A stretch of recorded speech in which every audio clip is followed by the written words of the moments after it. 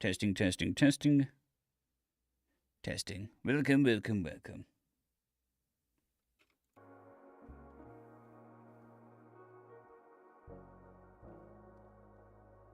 Right, as I was saying, I'm doing as well as can be. Hope everyone else is doing as well as they can be in this indiscriminate time period.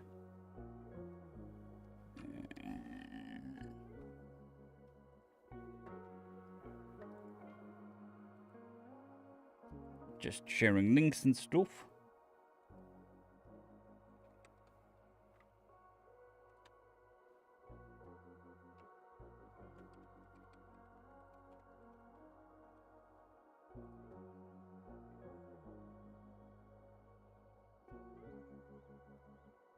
Okie dokie.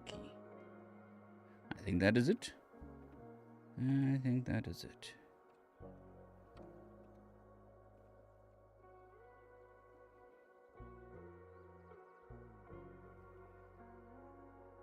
Good morning, Ben. Hope you're doing well.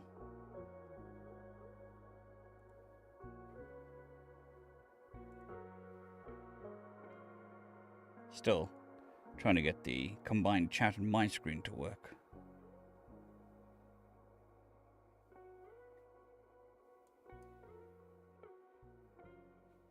Normally takes a while.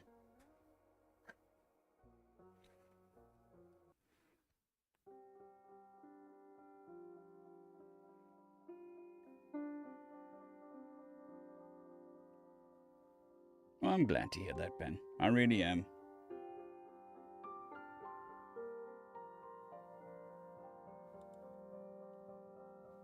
Alright, so schedule for today is nature predators.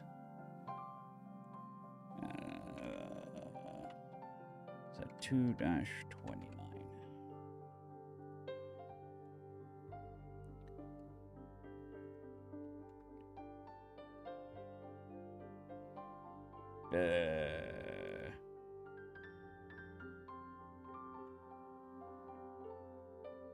Okay, so Streamlabs is being a pain in the ass again. Just give me a second. I need to tell it to calm down tits.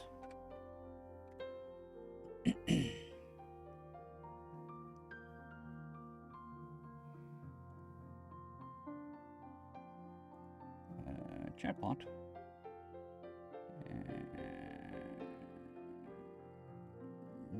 Settings. No.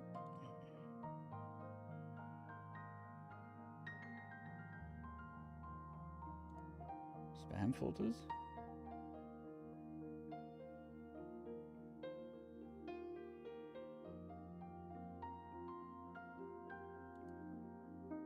I have no idea why Streamlabs deleted those comments. Or stream elements.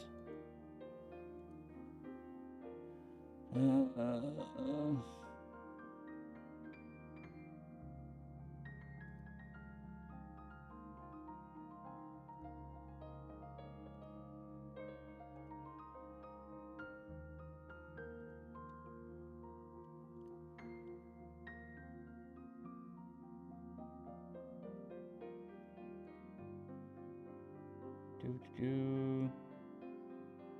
Do.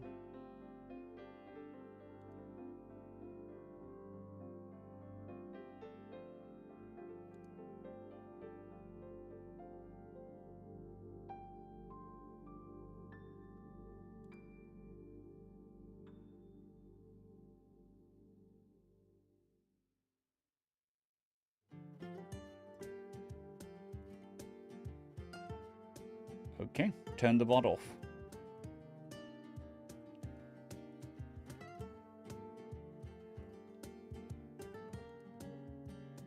Let's see how that goes.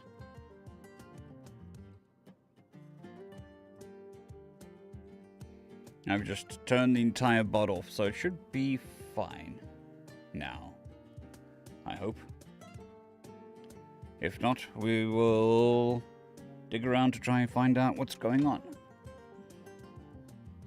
But I am still missing my combined chat.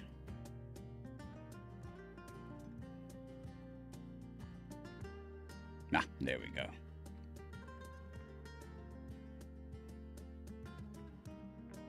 Alrighty. As I was saying, today we're doing Nature Predators 4 chapters.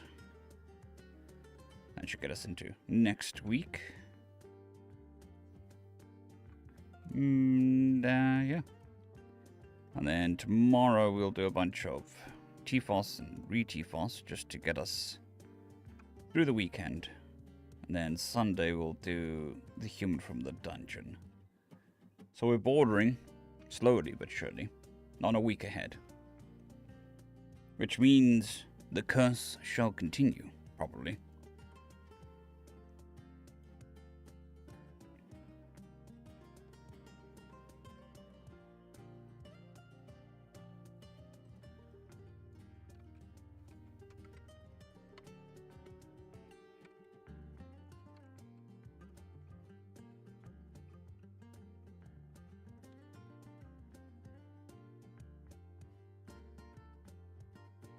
Oh, itchy head.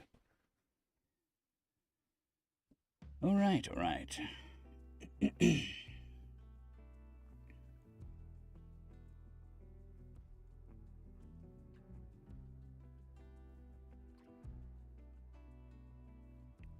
Good post. Yeah, I don't know what was happening yesterday with the re-TFOS. I think it's just because it wasn't marked properly on my spreadsheet. So, it looked like I hadn't narrated it yet. But when you have spreadsheets of thousands of entries, it does sometimes mess up. So, we might have a couple more coming through. But mostly not. Hopefully. Oh, it wasn't that they were in the wrong column. It's that they weren't marked as done. So this is one of my spreadsheets. I have another spreadsheet that has all the stories that I can narrate. No, I'm allowed to narrate. And, excuse me. In there I mark which ones I have narrated, which ones I haven't narrated, which ones are part of a series, which ones aren't part of a series, just to help me put together a schedule.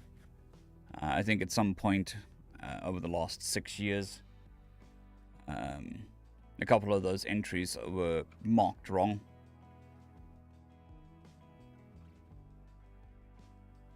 So I think that's what happened. It's just they were marked wrong on the spreadsheet.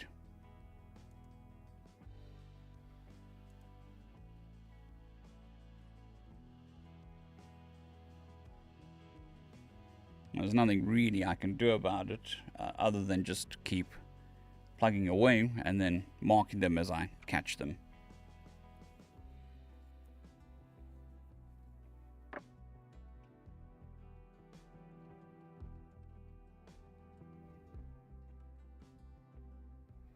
Because for the re-TFOS, what I do is I go back and look at my videos. So I don't look at the spreadsheet for the re-TFOS columns. So I think that's where it could have come from.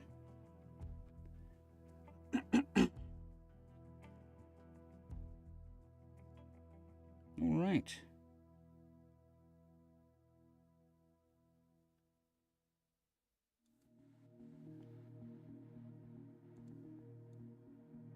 I think we'll just give it a couple more minutes. And then move on to what we need to move on to.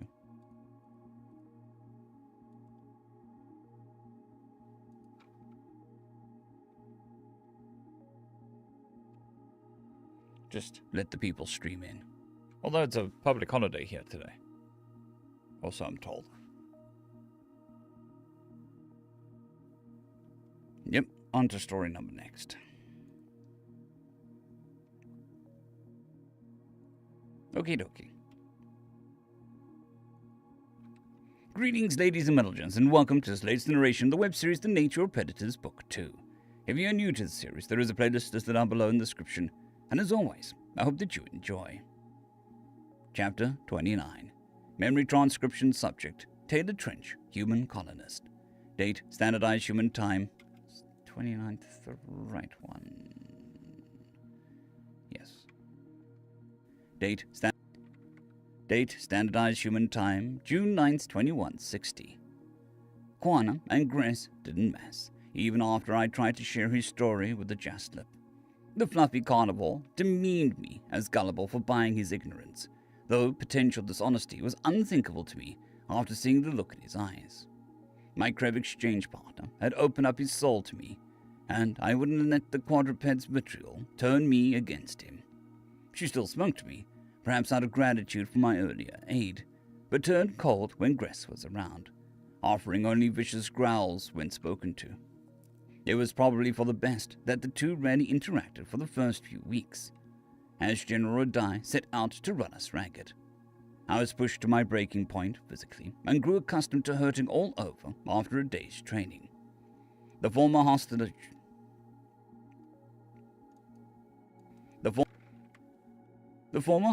negotiator, meanwhile, was enjoying the more tranquil regimen. The former hostage negotiator, meanwhile, was enjoying a more tranquil regimen in comms training. However, it came time to start ship exercises, gathering experience on patrols and boarding scenarios. The Jaslip and the Krev would have to work together. Gress was thrust into a role in the comm station, while Quana, Charisse, and I was simple bridge security. Our job was to monitor the situation, escort crewmates off the deck under circumstances of disobedience, and to jump in as assistance if needed. We could be ready to board a vessel in a flash. Under peacetime, a large part of our responsibilities might be stopping piracy and apprehending suspects in Telus' space. The Krev would help if we requested their aid, but the last thing our settlement wanted was to be a passenger on protecting our own territory. Watching Earth fall had been punishment enough. If you want to capture assets for intelligence, you know what that requires. You know what that requires? Physical people on board. Physical people on board to retrieve them, Radai squawked. This crew isn't smooth enough to progress to ship insertions yet. We're starting simple. Maintain your patrol route while looking for jettison cargo. It's too small to show up in sensors, so what are we looking for? Subspace trails, sir, I bellowed, along with the majority of the crew. Good! Now stay alert. Stay alert and vigilant. You need to keep your patrol course while doing that. Comms query for local ship traffic logs and forward it to sensors so they can cross-reference it. Gress's eyes flitted over to his ultured partner, who was already firing off the communique. On it, sir. Good! Show me that you can work as a team and complete your duties without babysitting. This should become routine, people. Charisse began drifting past various stations, eager to be summoned if they needed an extra hand. Quana occupied herself by checking the armory cart's readiness, and while that was the one-person job, I wandered up behind the Jaslip. The patrols were mundane as could be, especially when we were assigned as bridge watch. Unable to screw off like those on duty. Unable to screw off like those on duty in the crew quarters, away from Radai's watchful eyes. The Rescut would flip his lid if we didn't make ourselves useful and stay alert. However, even if there was nothing to look at, there was nothing to look at but empty stars. I wished I could handle some of the duties. Yet, as quiet as it was, I wasn't hopeful for spare work as my security guard friend. The Jaslip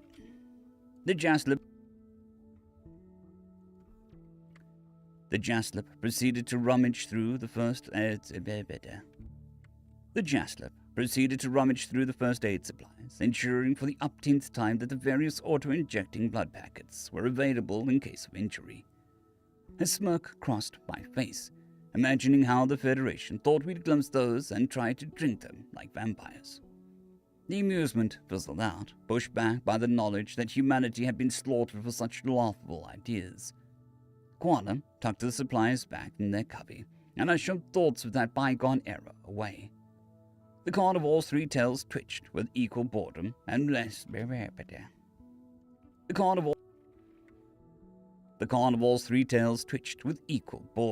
restlessness, knowing it would be several hours up in the stars without stimulation. The slim armor around her body was connected to a spine-mounted gun. I'd helped the Jaslip move quickly. It had helped the Jaslip move quickly as a quadruped, still while firing it with the tails.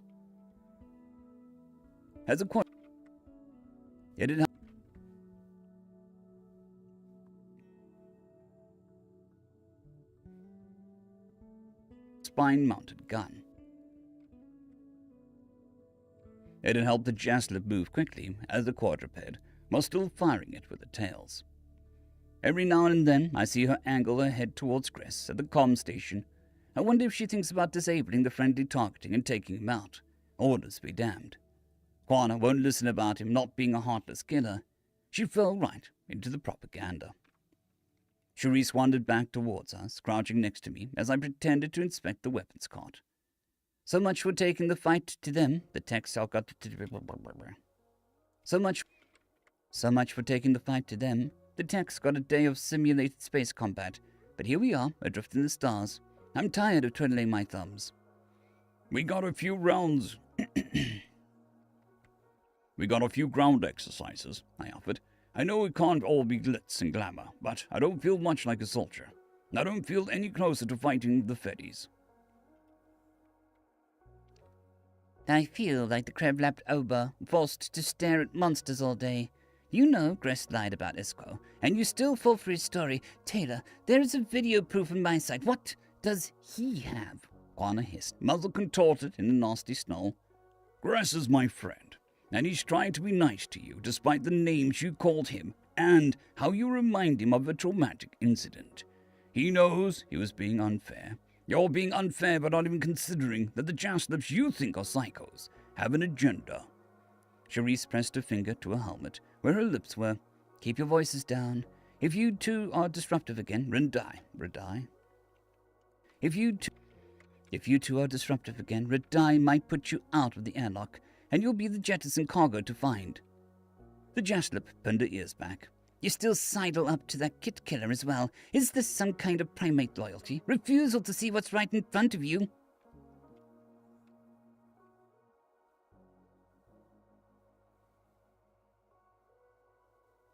Quanah, with all due respect, I'm more likely to believe a public servant than extremists who shot their own kids on camera.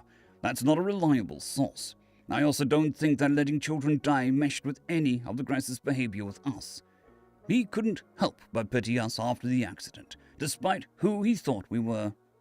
Gress caused that drill explosion, working you to little death without a shred of compensation, driving you out of your home for a rent they didn't even need. He puts on a nice face now because you remind him of his pet. I crossed my arms, wishing she should...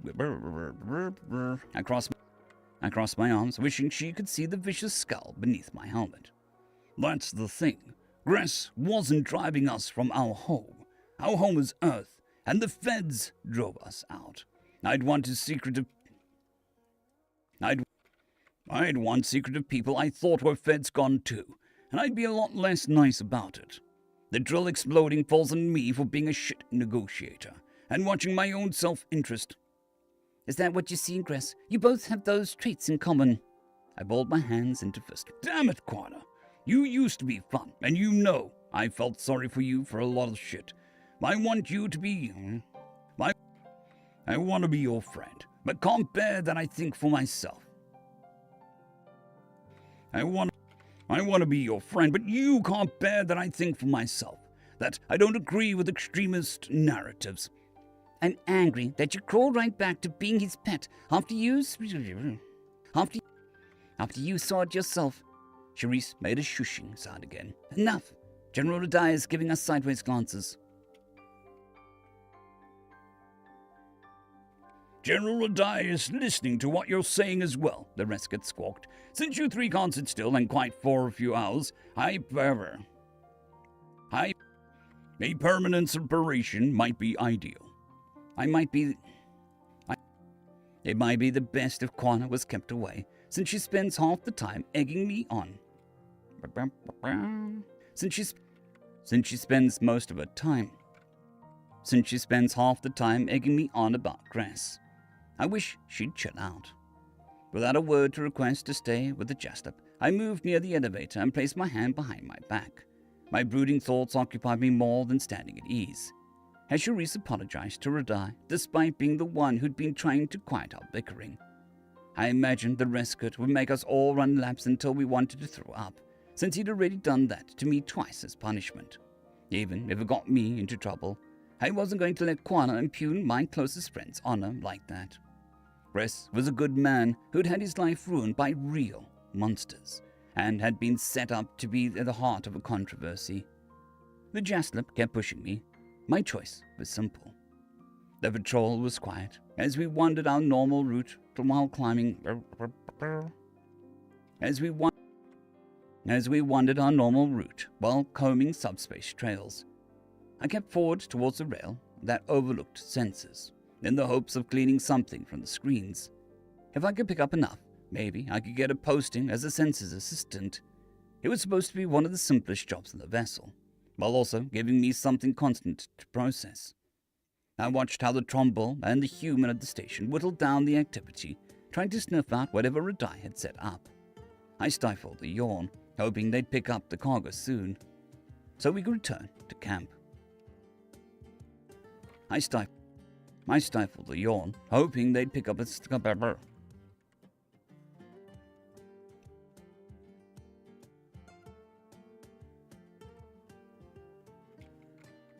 I stifled a yawn, hoping they'd pick up the cargo soon so that we could return to camp.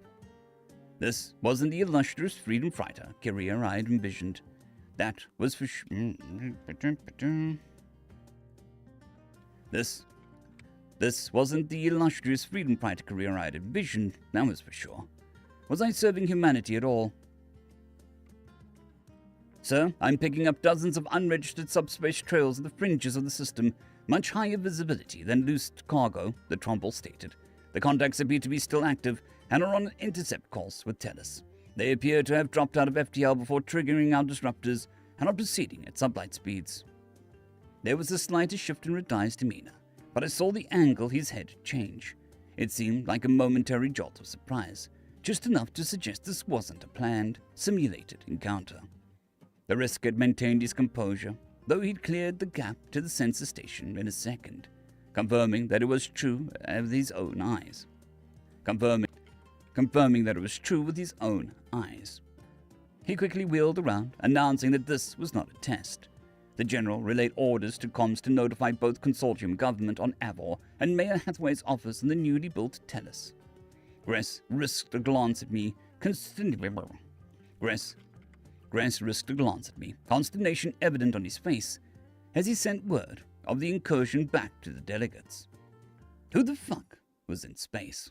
Had the Federation discovered the Ark ships and come to finish us off?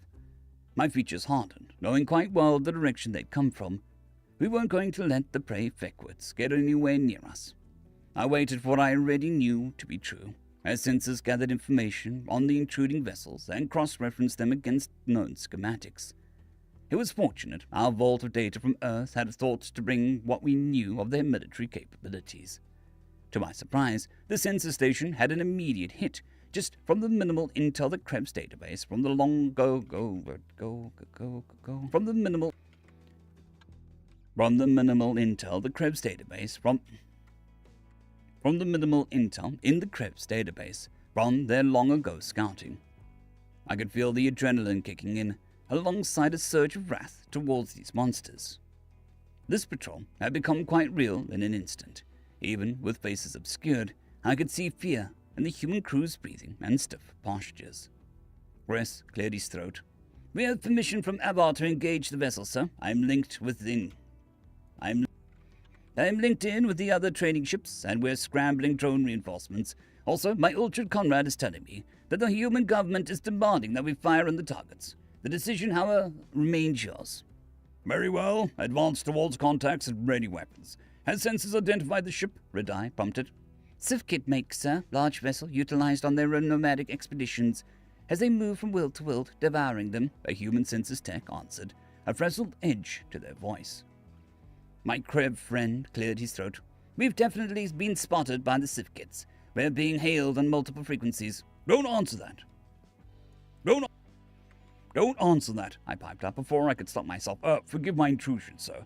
But what happens if they see a human, hear our voices, or someone gives up a little too much? What happens if they get close enough to get a glimpse of our settlements or tap into our fleet? Tennis has no fecking cage to protect it, or to hide the activity on the ground. Redeye's eyes widened with irritation. "Is that all, Trench? Please, go on. We're all dying for your tactical input. It's not like I can weigh the possibilities on my own. You do know that we don't have to show the humans on screen, and we can try turn them back." "Sir, may I have a word?" Charisse ducked her head sheepishly, as an unamused Redeye gave a snide go-on wave with his finger. I think most humans on the ship agree that we can't let the Sifkits leave, or glimpse any intel. Every second they left alive, you have FTL comms. So how do we know they haven't invented them in the past 2.5 decades? They could be reporting this live." "As the head of the comm station. As the head of the comm station, my advice is also not to contact them," Gress interjected. "It could expose the whole consortium.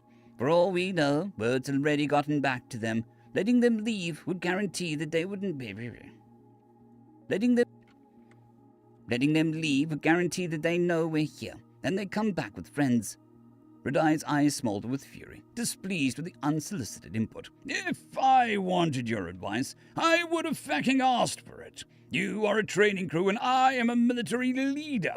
You aren't just several rings below me. You're bottom of the pecking order and I'm at the top. Do I make myself clear?" "Yes, sir," I offered, though my heart wasn't in it. This was my planet on the line again, not his. If he didn't attack them, I wouldn't accept that, and given what Hathaway had transmitted in response, I doubted most humanity would either. "Good! If you can't follow your damn orders, your arseholes won't make it a day in real combat. Lay off the panic and do what the feck you're told. Now turn on the automated weapon systems and prepare to highlight the targets as hostiles. Sub-designation, shoot to kill. Don't do it until we are within range. I don't want them to have a moment to know what hit them. We strike all at once as a fleet. These are the most important minutes of your dipshit's life. Get it the feck right." I backed off my mutinous thoughts, feeling a rush of pleasure that the Rescue General intended to obliterate these bastards. How and why the Sifkits had strayed 7 days' travel from their territory was a question, but that showed that they definitely would have crossed Esquer's path by now. They were a long way from home. Human and alien crew alike scrambled to their various duties. As our formation closed in on the intruders, weapons activated, the computer systems, even on a manned ship. Manual control of artillery was only a failsafe in the consortium. Comms went dark with the final transmission to Talos and Avor, not wanting to give away any intel about our planet's locale with indiscreet signals. This was the start of an exacting revenge for Earth. We draw the line in the sand. We're not leaving Tellus, and we're sure as shit not leaving them to get a whiff that humanity lived. They'd gun us down for They'd gun us down. They'd gun for us first to finish us off. The Krev Consortium has these The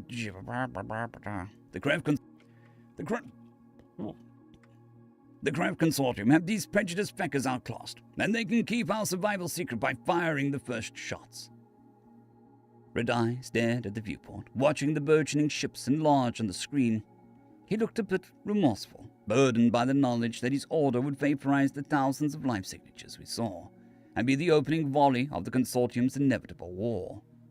The Reskits hadn't engaged in true conflict in 3 decades, so it was likely that his military service had been dominated by peace. Even Esquo wasn't an all-out space bloodbath, so they lacked the first-hand recollection of interstellar war that we had. I believed that these aliens were different than the feckless Feddies, but I hoped that the general had it in him to do what was necessary. Our hatred for these herbivores was likely stronger than his. General Radai never looked away from the viewport. Run a final check on all systems. It appears their shields can't deflect particle beams, but we can't be sure. Prepare to manually fire an immediate follow-up as soon as I give the order for targeting, and the first volleys... And the first one's on the way. Be ready to divert power to shields or thrusters in case this doesn't go according to plan.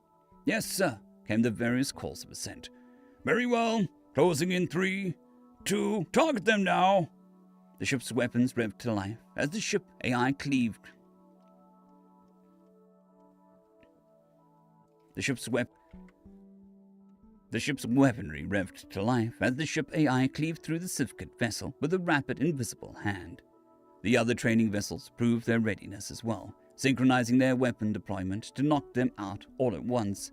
The prey scourgers weren't ready for the shields to be bypassed with a single hit, and the precision of the computers was impeccable.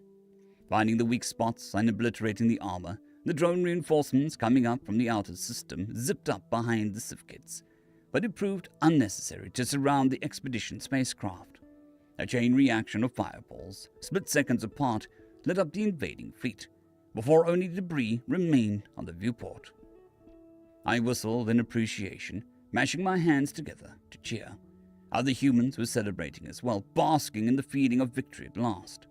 Quana's whiskers twitched with delight, and she chipped in her own howl. The Jaslip blamed the loss of Esquo on the threat of Sivkits venturing outward, and had also joined the military to help defend us. Our Arkship colony really could protect itself now. This was what we could do with the recruits out on a training mission, not with the million-strong armada that Avol had amassed. It meant a lot of us all had to finally score a victory. It meant a lot to us to finally score a victory against the Federation, after years of hiding and changing our lives to them.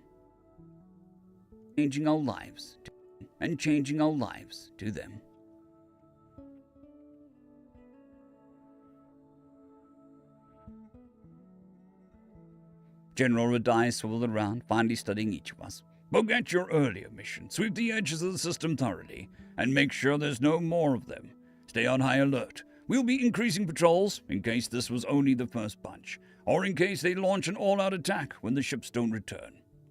I'd like to see them try, I whispered to myself. Now's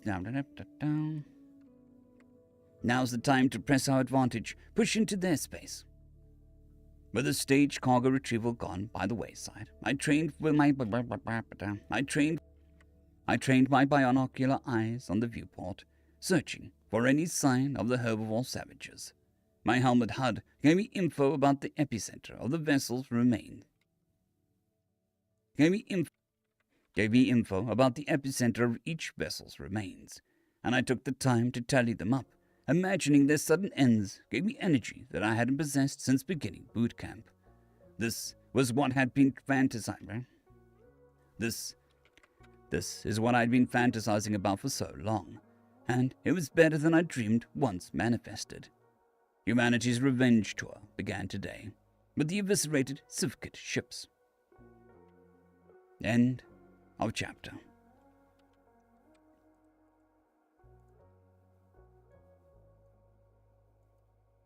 Alright, I'm going to be back in a moment. I shall leave you with chair and music.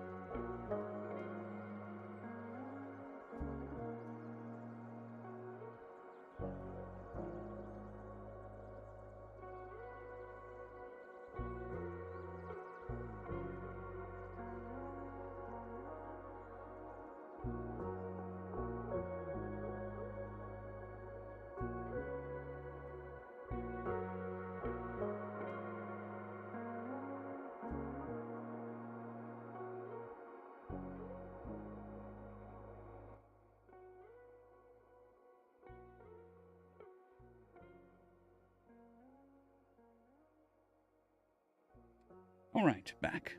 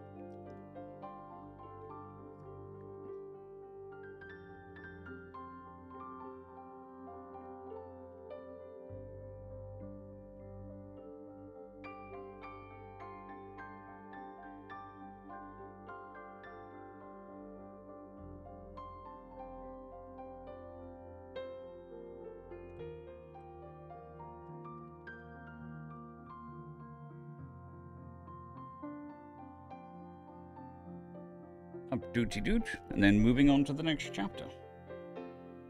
Yeah, definitely accidental war crimes.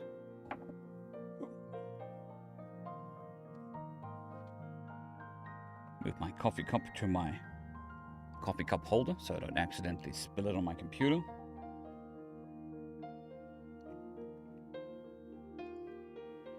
Greetings, ladies and middlegents, and welcome to this latest narration of the web series The Nature of Predators Book 2. If you're new to the series, there is a playlist listed down below in the description, and as always, I hope that you enjoy. Chapter 30.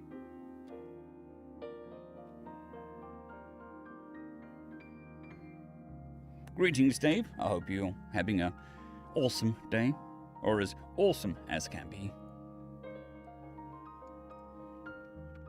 I think we'll turn the music down a bit more.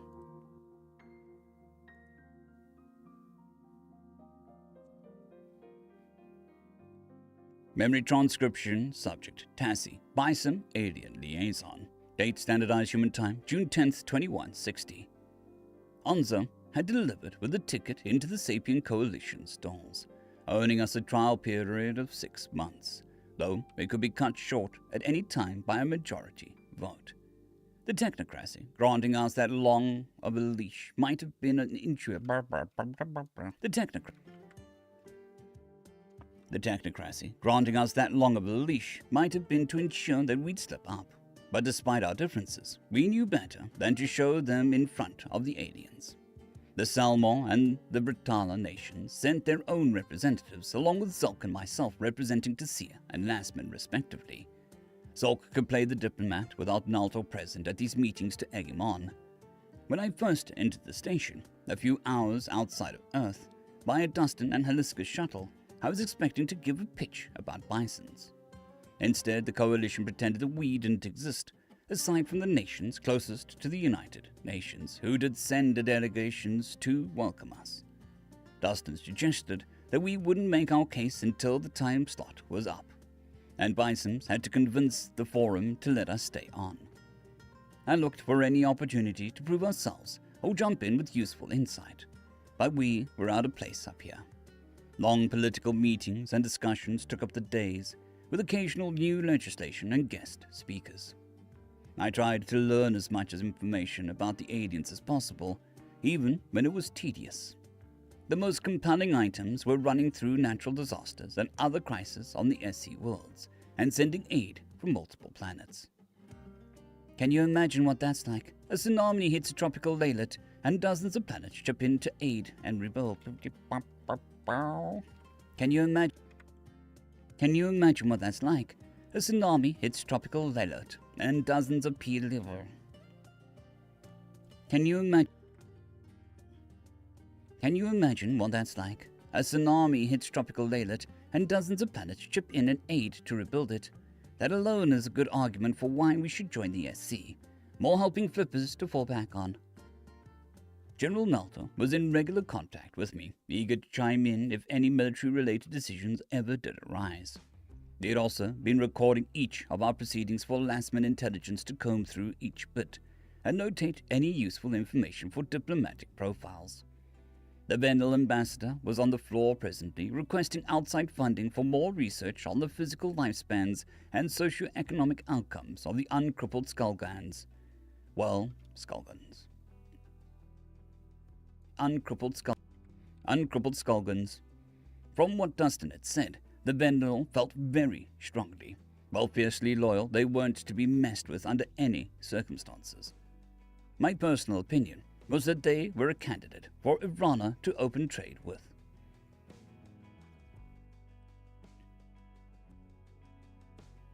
We're getting close to a time where the Skullgans will be the largest cohort. I venture that within a decade there will be more restored adults than those still bearing knock knees and noseless faces. Governor Lysa was herself one of those bearing Federation-given afflictions. With how her legs were twisted inward and her snout was deformed, this could have a large impact on healthcare system, safety regulations, and mortality expectations. These are things that we'll need to know as the generations age. These are things that we'll need to know as the generation ages. Mazik President Quipper spoke up. Her kind was much larger than the other delegates. Why won't...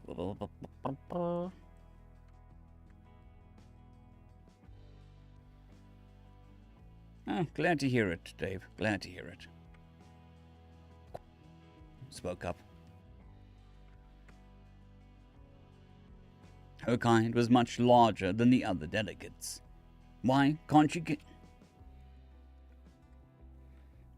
get this information from Project Chronicle, rather than making us open up our pocketbooks? Wouldn't the fossil have records of the changes?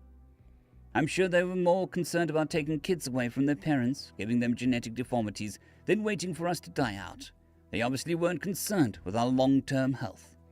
I concede to that point. What exactly are the concerns about healthcare? It'd be positive if you live longer, if you're less sick. The entire School of Medicine needs an overhaul. That includes courses taught outside our borders, like those life-saving regimens at the Zerillian's Galactic Institute of Medicine. If someone breaks their leg, how do we know if the healing time is different or surgical outcomes? How do we handle rhinoscopies? How do we handle rhinoscopies when we're not used to the Vendel having noses? We have to throw out everything that we know. Secretary General Keinfer mounted the stage, having to abandon the human partition. She herded a confused Lysa away from the microphone. As soon as the governor finished a response to Quipper, the UN leader whispered a few words in the Vendal's ear, which only made her side-facing eyes widen with additional confusion. The Skullgar natives wore their emotions on their features, so it bodes well that her creamy fur wasn't puffed out with fear, and her and her bushy tail wasn't drooping. I stayed vigilant for any manner of horrendous news. The question is what would be out of the ordinary that would flummox her, but not alarm her. It piqued my curiosity, to say the least, and might be the sort of thing Naltor would want detailed notes on. It's not like the humans to cut off their oldest, most steadfast allies in the middle of requesting aid. They wouldn't without good reason. Something worthy of bumping health studies to a later slot. Apologies for interrupting Governor Lysa. The ESC will always stand behind the Vendal, or any other species, as they seek to move past the Federation. We'll continue this conversation soon, with the reverence it deserves. The Secretary General wore a blue velvet jacket, while the UN logo emblazoned on it matched her white hair. She had a kind, matronly face, at least in my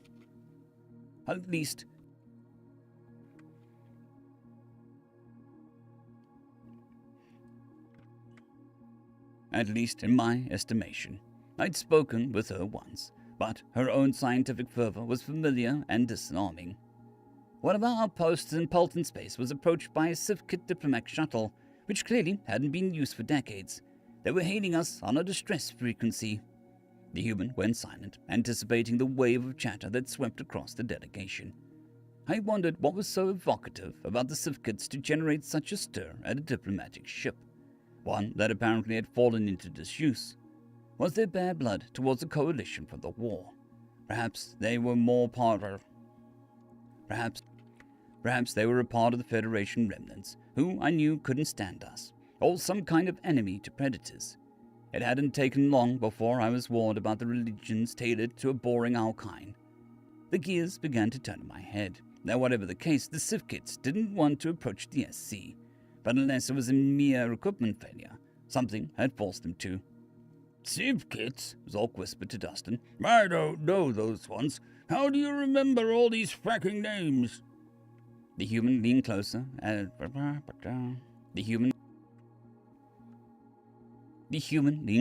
from the road behind us. Practice makes perfect. The Sivkit Grand Herd are an isolationist faction. They're migratory like you, but on a planetary scale. They've been known to devour an entire world's vegetation like locusts.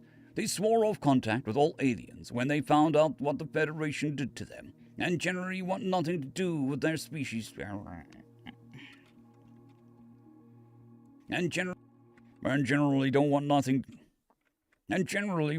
to do with their space neighbors. For them to approach us. I'm sure I'll regret asking, but what did the Federation inflict on them? I murmured, pressing a flipper to my beak. In short, the fossil modified their spines so that they couldn't walk bipedally, and purposely tanked their education system to give them perception that Sivkits were dumb. This was all to hide what the This is all to hide that the Federation destroyed their homeworld, since they were new to sending extremists at First Contact Party. Since they were new to sending exterminators at First Contact Party. Since they were new to sending exterminators as a First Contact Party. Why admit that you ruined an entire world when you can pretend these idiots lost their planet? But that doesn't even make sense. You don't lose planets. You write them down on detailed star maps. Wouldn't the Federation, by their own story, have marked the Sivkits' locations when they made first contact? Tassie, your mistake was expecting logic from the Federation brain rot. At any rate, we don't know how the Sivkits are doing. They haven't answered any of our communiques, until now. For what it's worth, I hope they've fixed their spines and reclaimed their old curriculum. They deserve to make it on their own. Zolk slapped his head feathers in irritation. It's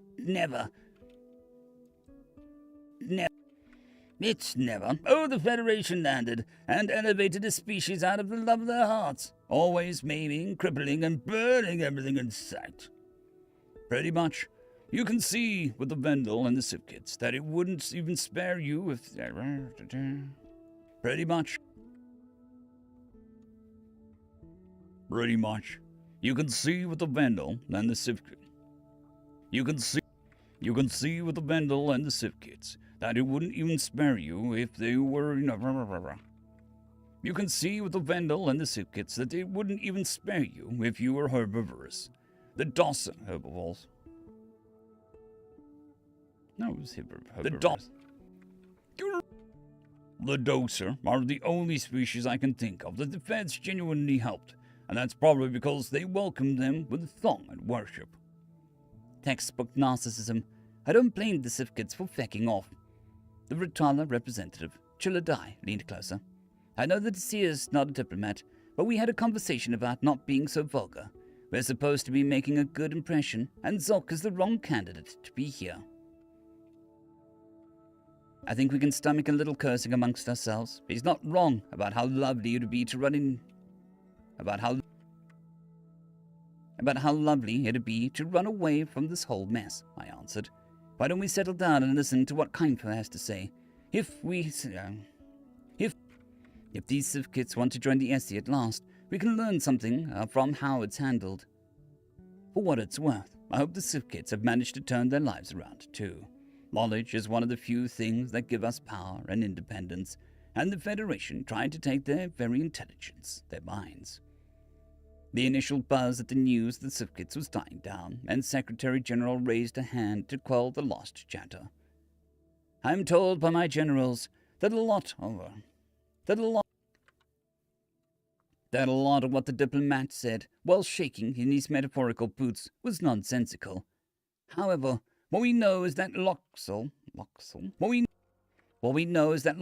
that's his name, was begging for an audience with the Sapien Coalition. He said it was urgent, kept repeating that there were monsters out there. Do you think they found another predator race? The elderly Zerillian ambassador, Chowson, piped up. I always enjoyed seeing him bubble with excitement over his own areas of interest. The Civ kits tend to hide in terror at binocular-eyed creatures. I can't imagine if they saw something like your World Wars live. If that's how they're talking about a new species, we need to intervene. Ambassador Chowson, I don't see why they'd come to us if that was the case. As you mentioned, they didn't enjoy their brief dealings with us. Their ambassador famously hid in a trash can. Has our government been notified? Has our government been notified about the Civ kits entering our space? There are our neighbors. The Polton representative, Tlev, raised an amber paw and widened his already massive eyes.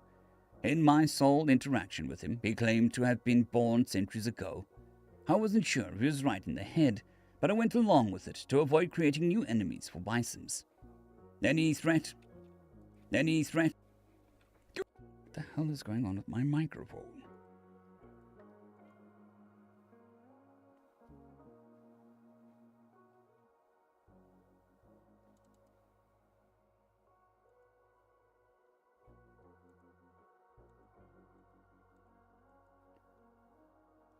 I don't know. Any threat? Means for Bisoms. Any threat? You're reading.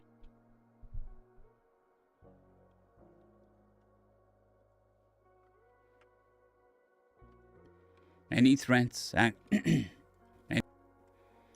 Any threats or activities along our borders would affect us disproportionately.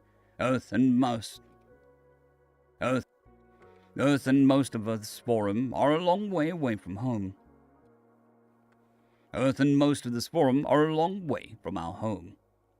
I assure you, with the amount of war refugees that fled to your space, it's in all of our interest to protect Pelton territory. We've been keeping your government in the loop, Tlev, and will continue to do so. With your reputation, this could be an attempt to seek refuge if there is a threat, though it'd be strange to put you on the spot before the whole SC. It'd be forcing our paw, Madam Secretary General. The Civ kits didn't pull their weight when refugees were overwhelming our system. and refuse to take any. They care only for themselves. It'd be bold to expect us to open our doors. The Nevok representative cleared her throat. We could negotiate terms for taking them instead. Migrant workers, who are happy to move from job to job, could have a wonderful economic impact. Let's see what Loxel asks of us, and what kind of aid or favors, if any, are requested before we decide anything. Humanity, for one, would be delighted if the Sifkits are ready to open diplomatic relations with us, Kaifa said. It'd be wonderful to leave the past and its grievances behind us. I'm going to transfer Loxel to the big screen and see if he'll tell us more. Before anyone could give voice to exploitative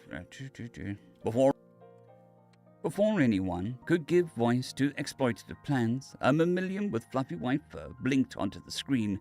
Loxel was seated on all four paws, refuting the notion that they'd switch back to bipedal mannerisms. His tail was visibly swaying behind him, with a large plume at the end, and twitched in his evident anxiety. The Sifkit's floppy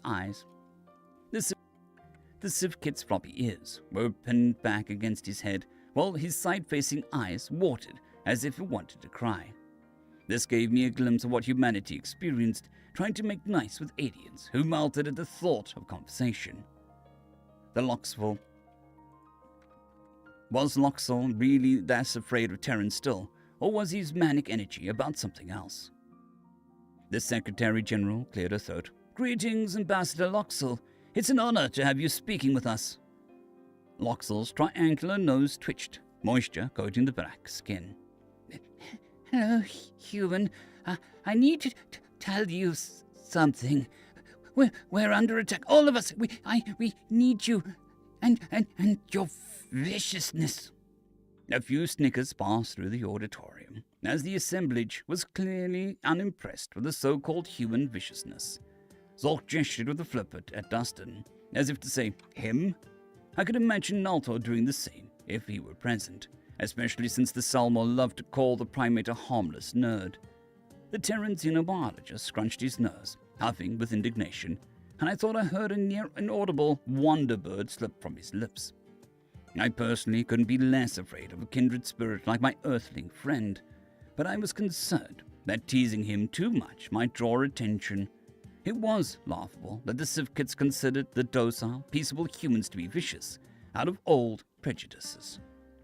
Why come to beseech the help of a party you believe is some savage predator basking in violence? What did Loxel mean by his claim that we were under attack? That should have perked Zork's ears up, if our Tasia liaison wasn't too busy laughing at the fluffball. Secretary General Kaifa raised a weathered hand for silence once more. Why don't you start from the beginning, Loxel? Who attacked you? Outer space, from out there. We tried to go as far away from you as from everyone in this sector. The stutter in Loxel's voice was becoming a bit grating, but his plumed tail rose higher. But his plumed tail rose higher into the air from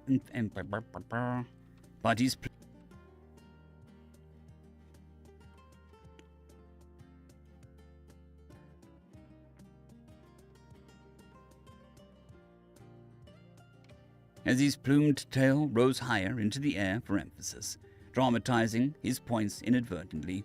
Civilian ships gone, thousands, hundreds of thousands dead in total, dozens of expedition craft. We just wanted to graze. What a calamity of aliens, cruel and feeding predators of the Oxel's kind.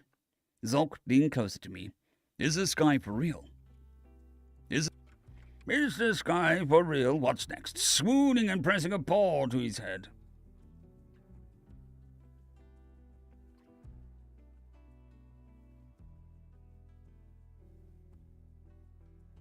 Listen to what he's saying.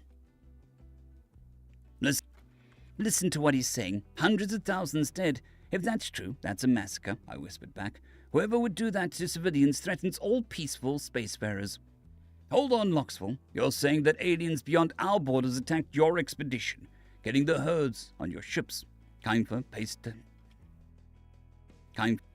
Kuiper paced the stage, eyes narrowing in thought. What did you do to provoke them? Did you ignore their request to leave? There was a habitable planet to stop off for a week or two, a little to nibble on. We hailed them. No answer, none. Woe is me. I can't do this. It's too much. All the bodies for no reason at all. We would have left. We would certainly, unquestionably.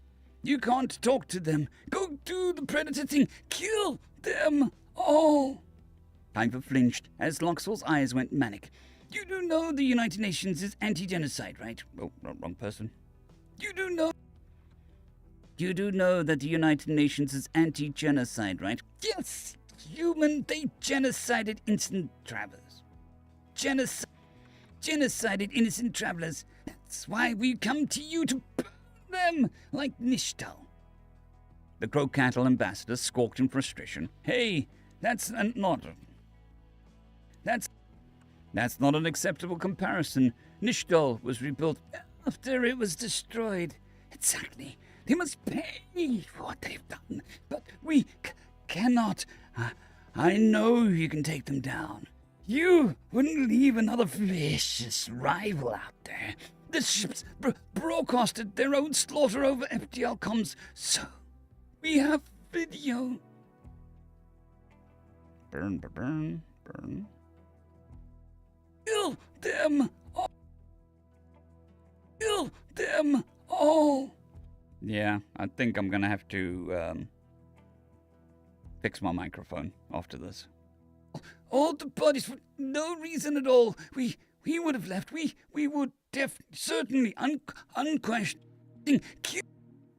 You do know that the United Nations is weird things happening with the microphone. We have video. Look at them fire without warning. They wanted to kill us because we were there.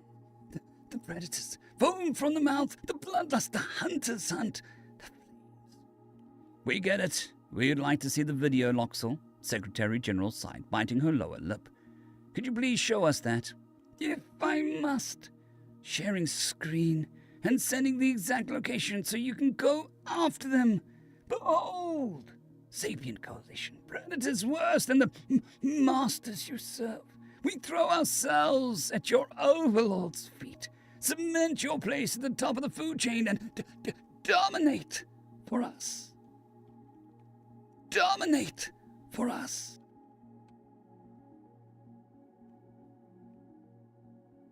The Sivkid hardly seemed like a reliable narrator, so having visual proof would be helpful to validate his tale. Footage from the viewport of the spaceship bridge replaced Loxel's jittery face, displaying an open stretch of stars. Under the proper magnification setting, I could see craft approaching. In the background, a hail ping was faintly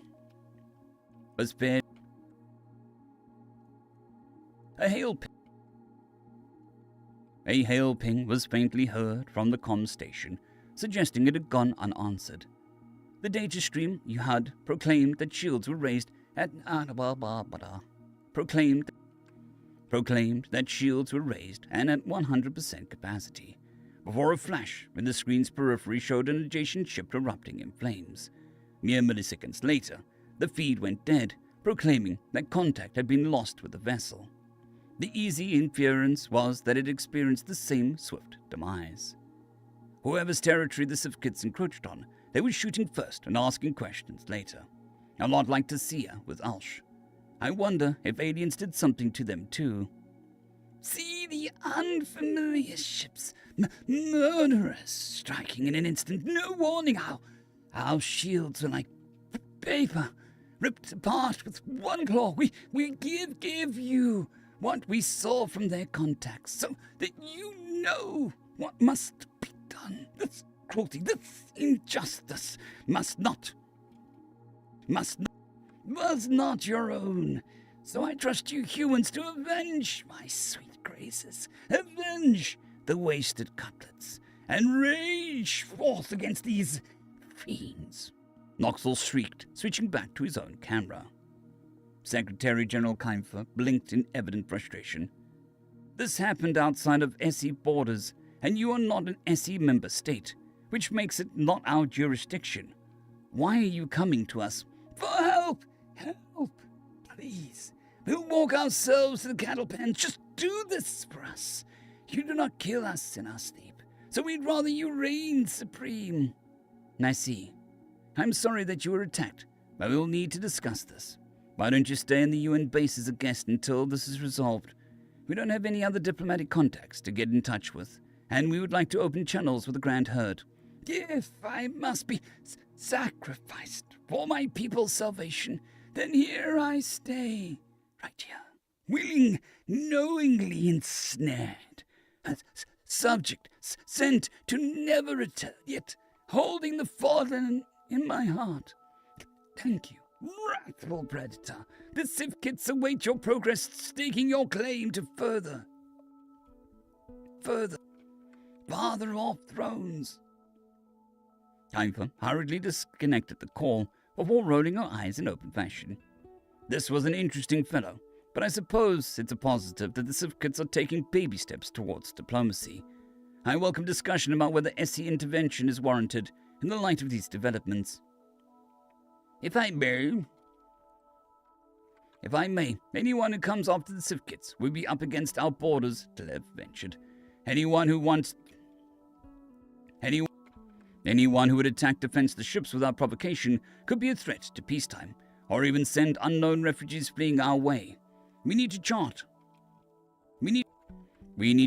out beyond the borders neighbor. We need to chart out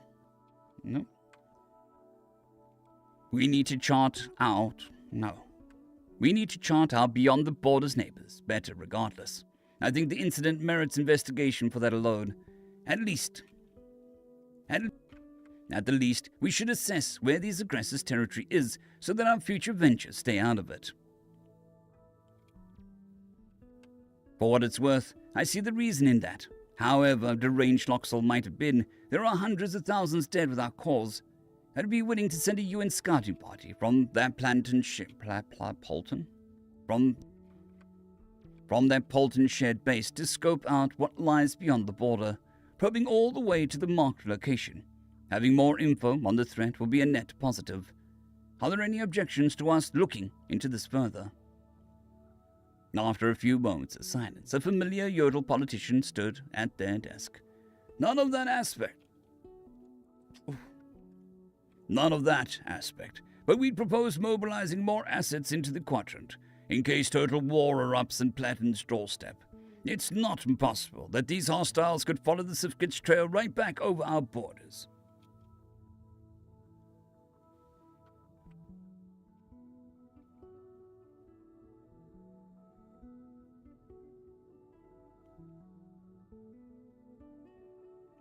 Yeah, it derailed. We'll send reinforcements to shore up our postings there. Backup from Yotel and any others who have ships to spare would be appreciated. Should we notify the Shield, the Jwa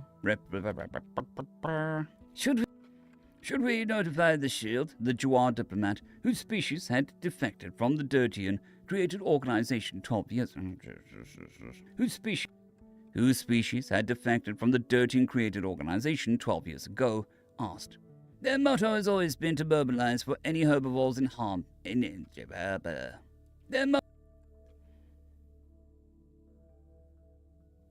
Their motto has always been to mobilize for any herbivores in harm's way. We can send a communique to the Shield informing them that a Civ-Kit civilian ship was attacked outside of SC space. I don't think they need any more details. We don't need to be fighting over who's in charge of that scouting expedition, or have them make things worse, or have them make things worse on some revenge quest. Understood. We still have connections to several of their members, though we can handle that. Thank you, Nekla. That was his name. It's hard to remember all these alien names, especially when I haven't directly interacted with them. Humanity will brief the SC on anything we learn going forward, but we won't have answers overnight. Let's take a 10-minute recess. If we can all still focus after that visit, I'll cede the floor back to Governor Lysa. Chatter swept up across the room, as I finally took a moment to process what we had learned. It was possible that Ivrana wouldn't be the only one at war soon, with the coalition mobilizing past the fringes of their territory. I couldn't stop wondering why the unknown aliens had obliterated the civ kits on sight.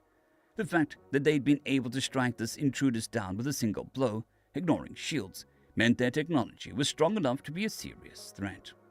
General Naltor would classify this as an event that would General Naltor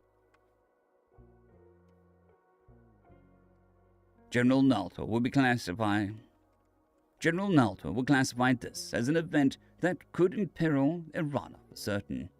It wasn't like the Bicems were being called into action in this emergent situation, but I still didn't like to see trouble brewing with the organization we were trying to join. Hopefully, there could be a peaceful resolution as a result of the scouting expedition. Avoidance was better than outcome. Avoidance was better than outcome. Avoidance was a better outcome than confrontation between two spacefaring giants. It was in the human's nature to help those in need, but I hoped that they wouldn't get sucked into a full-blown conflict on the civ kit's behalf. End of chapter.